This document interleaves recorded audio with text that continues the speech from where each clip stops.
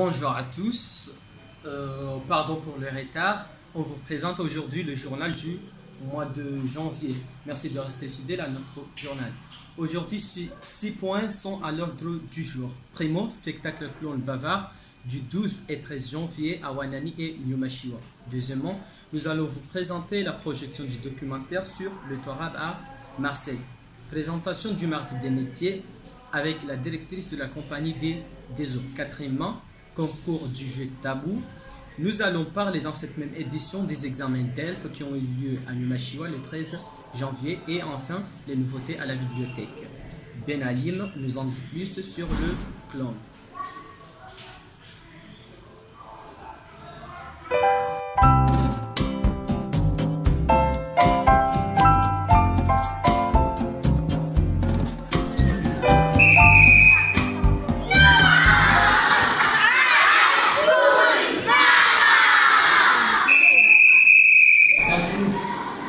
Je m'appelle Ben Alim Zedou, je suis journaliste à l'Alliance française de Cambodge et je vais vous poser quelques questions. D'accord, mais ce sera avec plaisir. Vous pouvez vous présenter? Ok, moi je m'appelle Djamaldi, connu sous le nom de Le Clown Bavard. Et je suis comédien. Est-ce que c'est la première fois que vous venez ici à Moyenne? Non, c'est la troisième fois. Mais c'est la deuxième fois que je reviens ici en tant que Clown Bavard.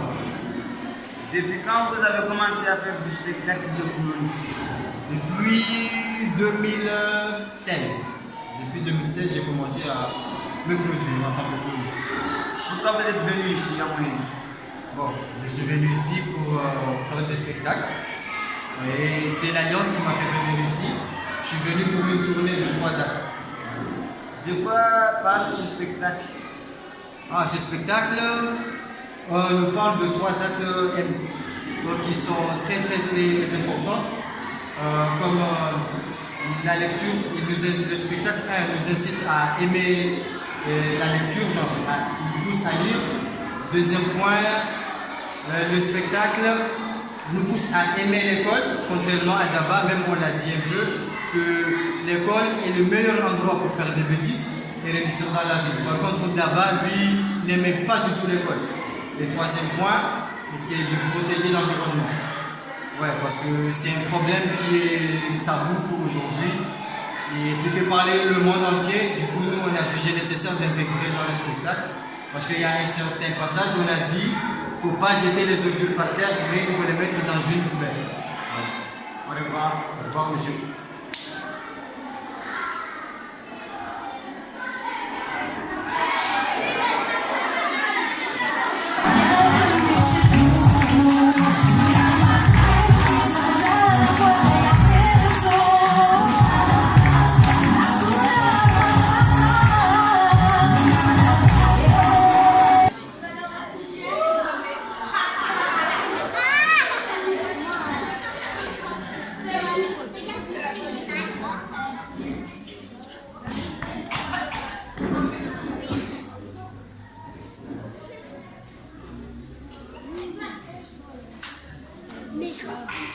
J'adore les œufs.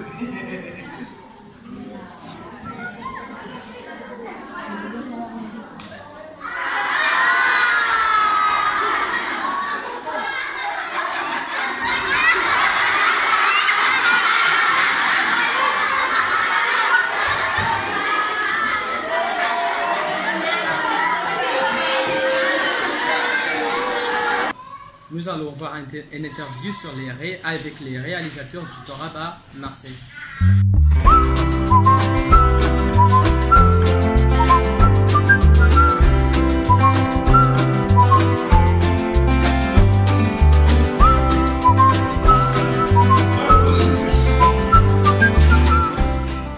Mais je sais que c'est même par rapport aux difficultés liées à la demande des enseignants. Ça compter les heures qu'on doit passer dans l'avion et la cherté de billets d'avion qu'on doit faire pour aller en France. Vrai ou faux? Voilà. Mais quand même, ça vaut le coup d'aller en France. Car nous, les Comoriens, nous aimons beaucoup la France. Pourquoi? Parce qu'il y a beaucoup d'euros.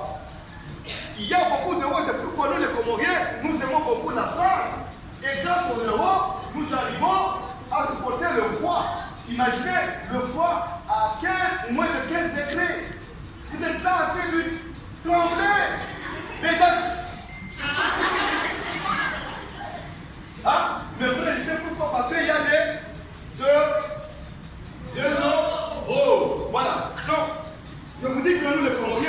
aimons beaucoup la France. Hein. Nous aimons la France, je dirais que nous sommes beaucoup plus francophiles que les Français de souche. Vous pouvez vous présenter? Okay. Je m'appelle Katharina Fritsch, je viens de Vienne en Autriche et je suis chercheuse en sciences sociales. Moi je m'appelle Mounir Hamadamza, je suis artiste dramatique, dramaturge et documentariste. Voilà. Combien de personnes qui jouent dans ce théâtre? Là c'est une question pour Mounir. En fait, c'est pas vraiment une pièce théâtrale, c'est une performance, en fait, un partage de textes que j'ai écrit à travers la situation des sans-papiers comoriens à Marseille, en fait, en France. Donc voilà, donc on peut dire que c'était un one-man show, mais qui n'est pas vraiment finalisé. Mais juste, j'ai voulu partager cela avec le public avant qu'on présente notre documentaire qui s'intitule L'histoire de Tarab à Marseille. Pourquoi vous aimez faire du théâtre? En fait, le théâtre, c'est la vie. Parce que le théâtre englobe tous les sujets de la société, du monde. Donc le théâtre, c'est la politique, c'est l'économie, c'est la religion, c'est la sociologie, c'est le rituel, c'est des contes, c'est l'histoire, c'est la géographie. En fait, l'histoire, c'est l'homme, en fait, le théâtre plutôt, c'est la définition du théâtre, je veux dire que c'est la vie de l'homme en tant que tel, en fait. Donc voilà, c'est pourquoi moi, j'aime faire du théâtre, parce que ça englobe tout, en fait. Voilà. Depuis quand vous avez commencé à faire du théâtre? Le théâtre, moi, je l'ai commencé en 2000, les années 2000, quand j'étais parti de Mouéli, en venant d'Anjouan, pour aller continuer mes études en Azidja, à Moroni. Donc, du coup, je m'étais inscrit à l'Alliance française, comme celle-ci, l'Alliance de Fomboni. Donc, et puis, pourquoi? Parce que j'avais des lacunes, beaucoup de lacunes au niveau de la langue française. Donc, je voulais perfectionner ma langue française et avoir beaucoup de mots de langue, de mots français. Donc, je m'inscris dans une compagnie qui s'appelle Les Enfants du Théâtre. Donc, à partir de là, j'ai commencé le théâtre parce que dorénavant, j'aimais beaucoup le théâtre. Donc, j'avais trouvé l'occasion, donc je l'avais saisi. Voilà. De quoi s'agit-il dans ce théâtre? Donc, dans la performance que je vais présenter tout à l'heure, il s'agit déjà, ça s'intitule En attendant les papiers. Donc, c'est un papier qui se trouve en France. Mais dès son arrivée en France, il était choqué. Déjà parce qu'il s'est trompé.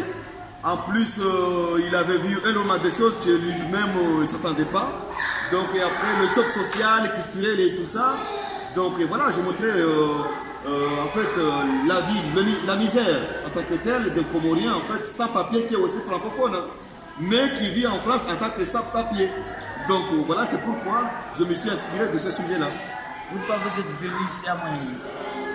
On est venu ici parce qu'on a réalisé un documentaire ensemble, Mounir, une autre personne qui s'appelle Andrés Carvajal et moi. On a fait un film sur les artistes comoriens qui vivent à Marseille et qui font du tarab. Et on s'est intéressé à leur parcours, à leur vie en tant qu'artistes et aussi à les difficultés qu'ils subissent en France et aussi au tarab en tant que musique. Et on a décidé de venir ici parce que, premièrement, parce que je peux dire, Mounir, il est né ici, donc on voulait venir aussi ici. Et aussi, je sais pas, toi tu as aussi notre idée? Pourquoi on est venu? En fait, Mouéli, parce que Mouéli, pour moi, bon, il n'était pas question qu'on vienne au Comores sans venir à Mouéli. Ce n'est pas parce que c'est mon île natale. C'est parce que c'est une île très culturelle, mais qui reste obscure, qui reste inexploitable. C'est-à-dire que ce n'est pas exploité jusqu'à maintenant, alors qu'il y a une potentialité en fait, culturelle. Et des artistes qui sont restés dans l'ombre jusqu'à maintenant, ils ne sont pas en surface. Donc du coup, j'ai voulu quand même, on a voulu d'ailleurs ensemble venir jusqu'à Mouéli et ne pas rester uniquement à Moroni. Donc voilà l'objectif qui nous a imposé de venir jusqu'à l'île de Djibé Fatima. Voilà. De quoi s'agit-il dans ce film? Ouais, comme j'ai déjà dit, c'est il s'agit du tarab, de la musique du tarab à Marseille. Parce que, comme vous savez tous, à Marseille, il y a beaucoup en fait des Comoriens et des Comoriennes qui vivent là-bas.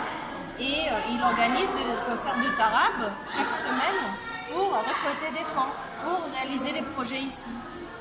Donc, on s'est intéressé à cette musique et aussi spécialement aux artistes.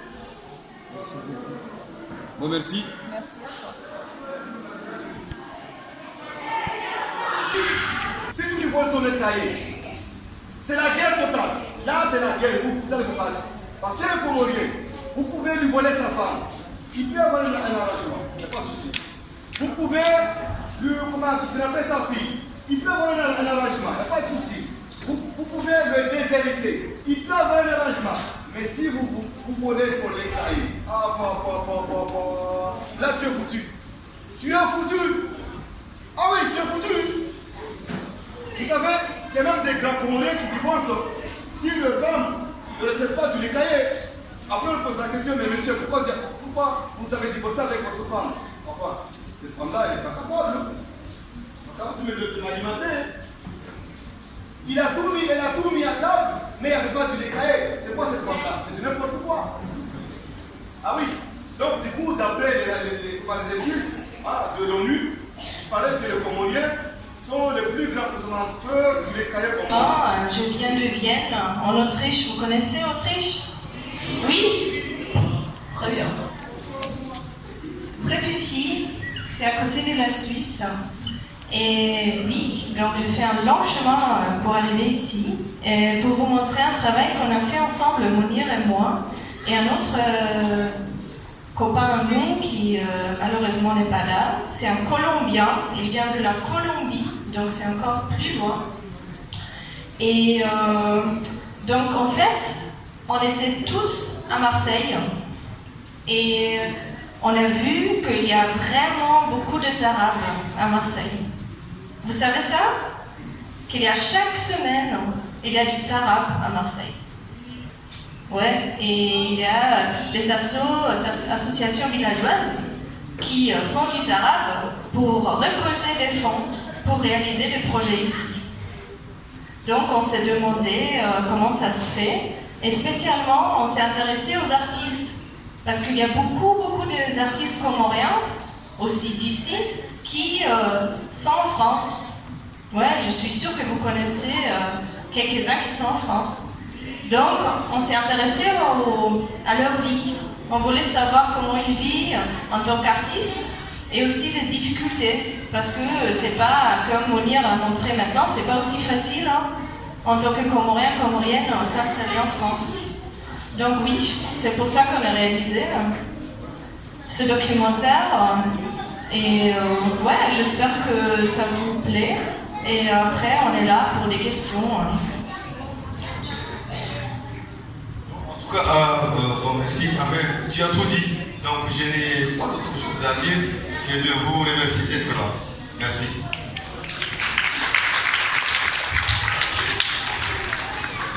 Mardi des métiers, invité du jour, Henri Fatih Mouhadji Sharif, directrice de la Compagnie des eaux.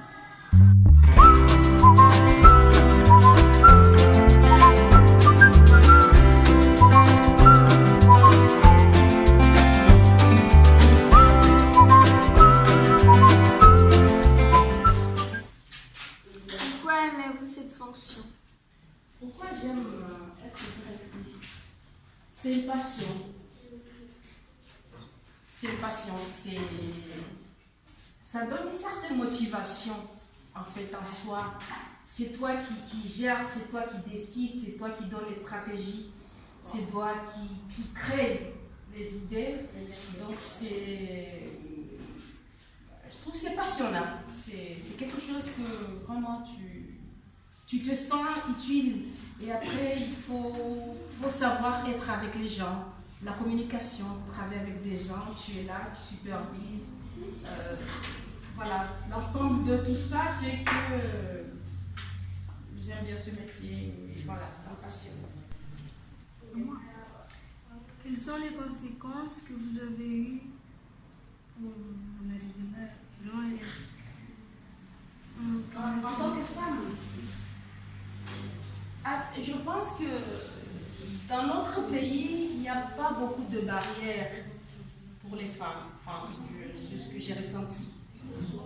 Ouais, donc, il n'y a pas beaucoup de conséquences parce qu'il y a certains pays où la femme ne doit pas être chef, la femme ne doit pas faire ceci, la femme... Ou bien, dans une réunion, je ne peux pas prendre la parole. Je pense qu'au Congo, on a cette liberté, que tu sois homme ou femme, de dire les choses clairement. Donc, il n'y a pas beaucoup... Enfin, jusqu'à maintenant, je n'ai rien ressenti en tant que femme, en tant que directrice d'une société. Et quand je suis dans une réunion, je suis libre de dire ce que je pense. Et je crois qu'il n'y a pas des inconvénients, des conséquences à cette décision. De l'Alliance française, ça vous plaît? Certainement. Comme là, je suis disponible. Je devais aller à la campagne tout à l'heure pour aller ramasser des maths. Mais je me suis dit, je viens d'ici, j'ai laissé ça et puis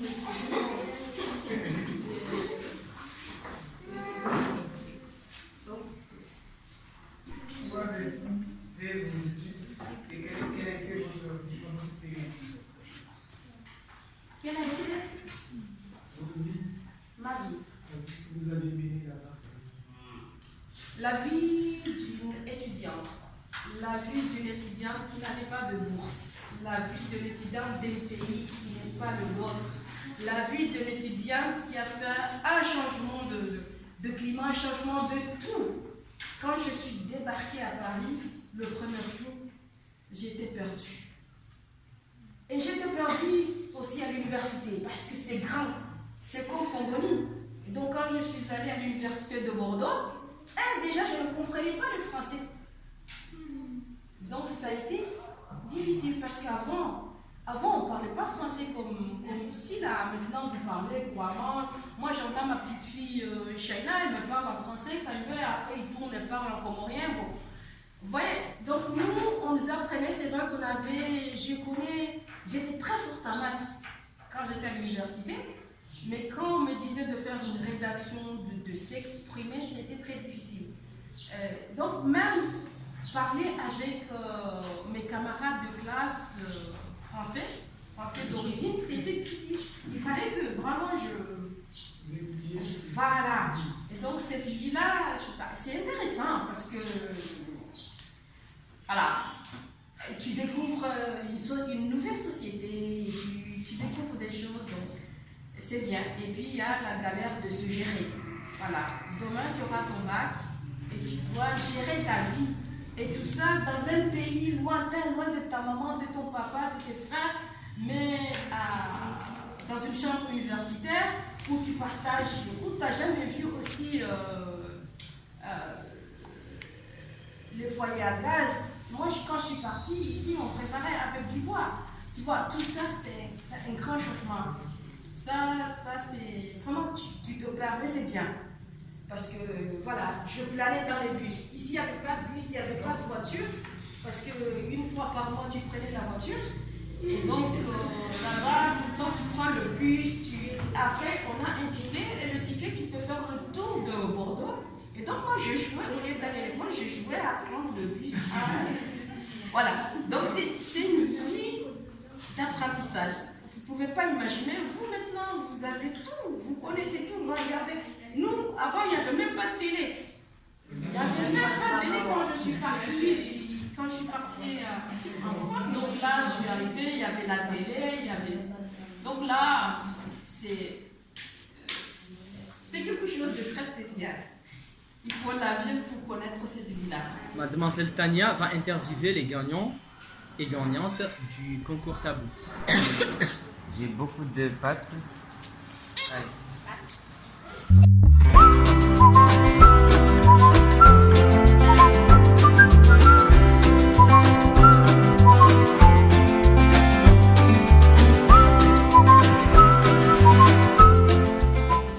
Bonjour les filles. Bonjour Mademoiselle.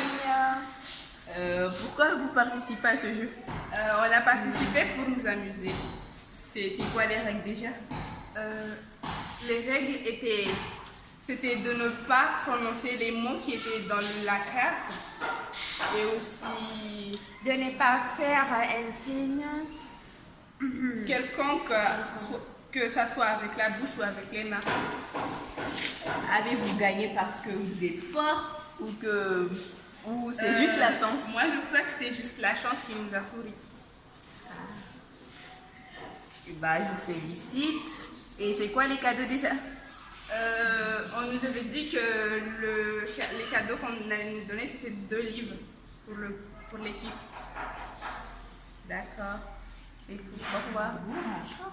Quand tu es dans la mer, tu te mets par exemple dans un endroit très haut. Plongée.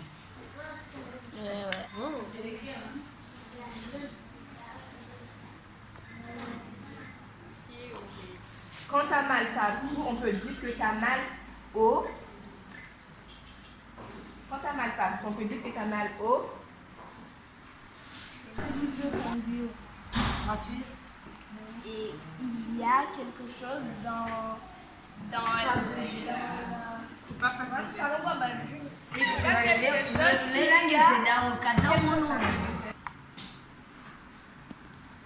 Une chose qu'on tourne, c'est on peut le jouer dans un jeu.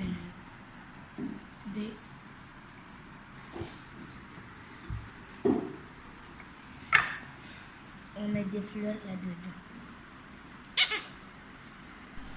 William a interviewé sur l'examen des DELF qui ont eu lieu le 13 janvier à Numashua.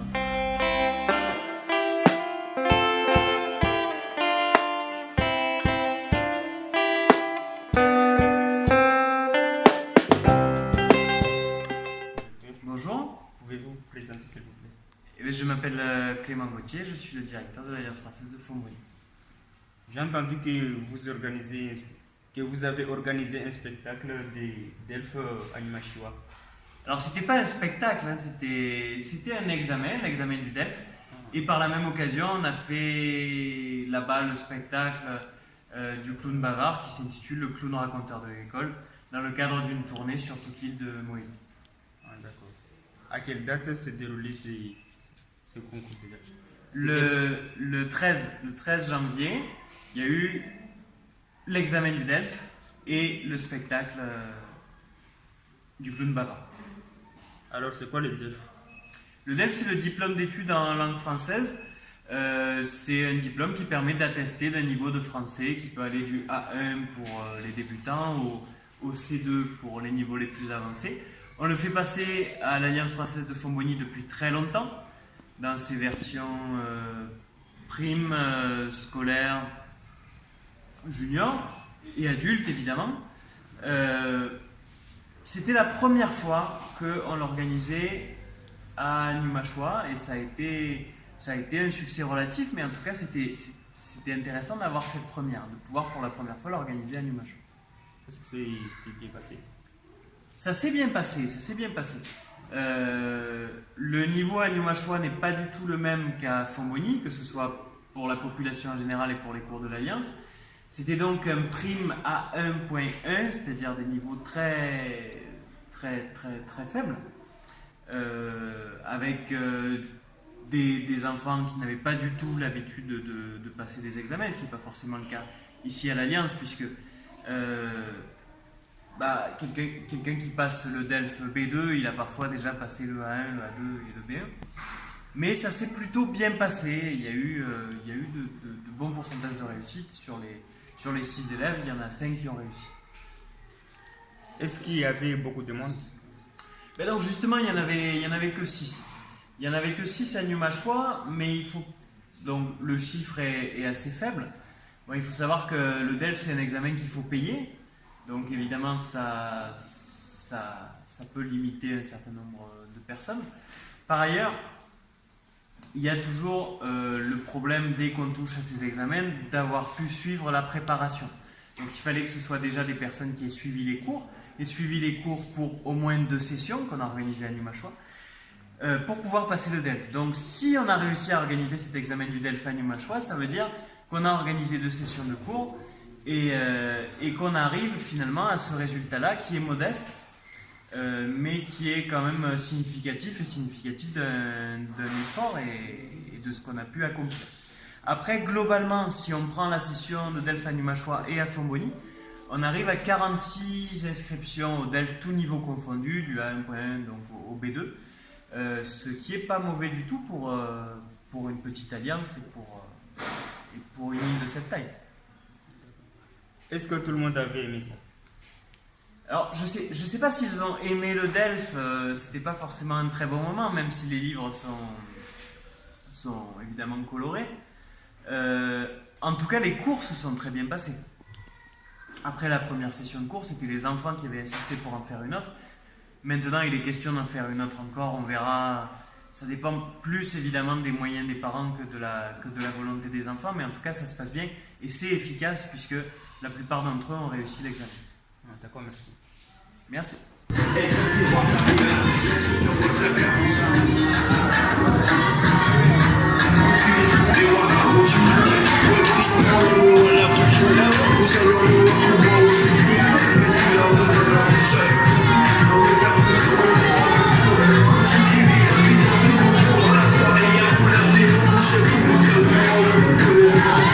Les nouveautés à la bibliothèque.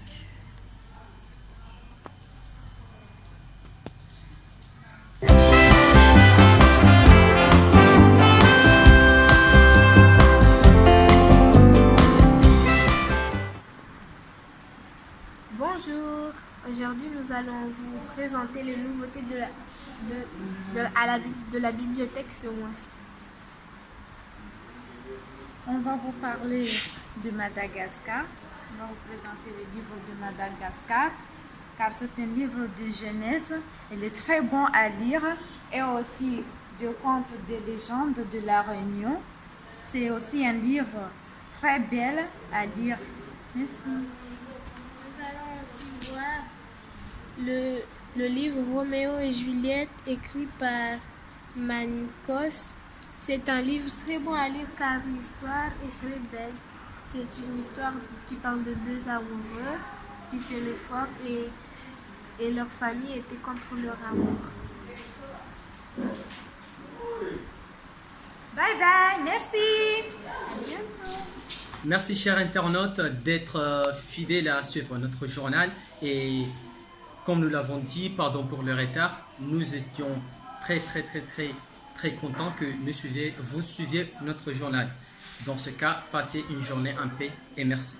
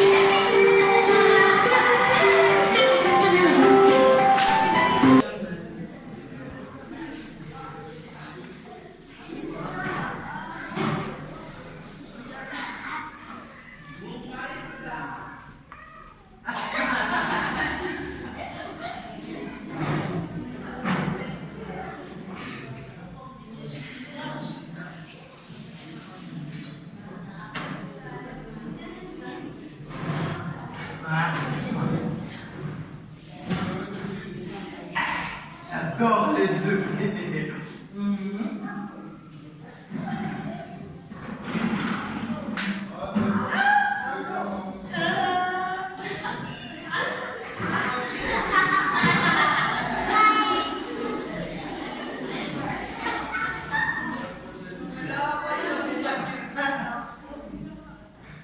Je n'aime pas les œufs.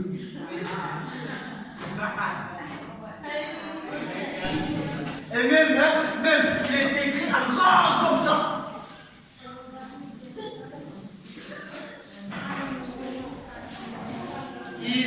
interdit de jeter les ordures par terre. Il faut les mettre dans une poubelle. Et puis le matin, monsieur le directeur,